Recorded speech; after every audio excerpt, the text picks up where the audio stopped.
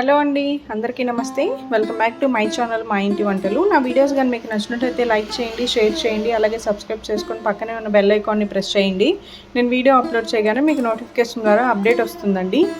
చాలామంది నా వీడియోస్ చూస్తున్నారండి, కానీ లైక్ చేయట్లేదు. మీరు కొంచెం లైక్ చేయడం వల్ల వీడియో కొంచెం రీచ్లోకి వెళ్తుందండి. అలా వెళ్తే చాలామందికి రెసిపీస్ తెలియవు కదండి, చూసి నేర్చుకొని ట్రై చేస్తారు. సో అందుకే మీకు వీడియో నచ్చితే లైక్ చేయండి.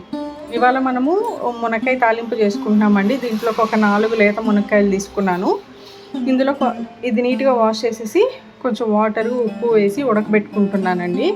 10 మినిట్స్ కంటే ఎక్కువేం ఉడకదు, లేత మునక్కాయలు కాబట్టి. చూడండి, ఈ విధంగా కలర్ కూడా చేంజ్ అవుతుంది మీకు మునక్కాయకి. అప్పుడు మనకి మునక్కాయ ఉడికిపోయినట్లు అర్థం అండి.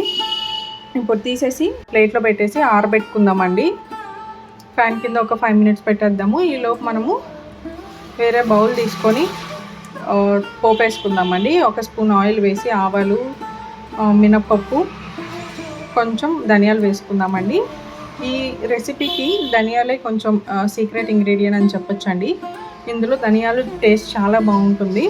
మిగతా ఏ ఫ్రైలో మనం ధనియాలు వేయము, కానీ ఈ ఫ్రైలోకి ఈ ధనియాలే చాలా టేస్ట్గా ఉంటాయండి. ఒకసారి ట్రై చేయండి.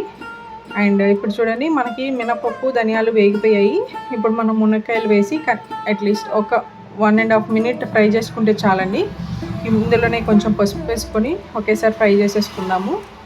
ఎక్కువసేపు అవసరం లేదండి, ఆల్రెడీ మనం మునక్కాయలు ఉడకపెట్టేసుకున్నాం కాబట్టి మీరు ఊరికే కదుపుతూ ఉన్నా కూడా మునక్కాయలు చెదిరిపోతాయి. ఒక నిమిషం ఫ్రై చేసేసుకొని ఇంక మనం పప్పుల పొడి, కొబ్బరి కారం వేసుకుందామండి. నేను 1 స్పూన్ కొబ్బరి కారం వేసాను, 1.5 స్పూన్ పప్పుల పొడి వేసాను. మీరు కావాలి అంటే ఒట్టి కొబ్బరి కారంతో ట్రై చేయొచ్చు, ఓన్లీ పప్పుల పొడితో కూడా ట్రై చేయొచ్చు అండి. ట్రై చేసి టేస్ట్ ఎలా ఉందో చెప్పండి. కానీ ఇవాళ నేను 2 పొడులు యాడ్ చేసి చేశానండి. ఈ పొడి మనము అన్నంలోకి కూడా కలుపుకొని తినొచ్చు, చాలా బాగుంటుంది. ట్రై చేసి టేస్ట్ ఎలా ఉందో కామెంట్లో చెప్పండి. అండ్ ఇంకా మీకు ఏమైనా రెసిపీస్ కావాలంటే కూడా కామెంట్లో మెన్షన్ చేయండి. ఈ తాలింపు రసంలోకి, పప్పులోకి సూపర్ కాంబినేషన్.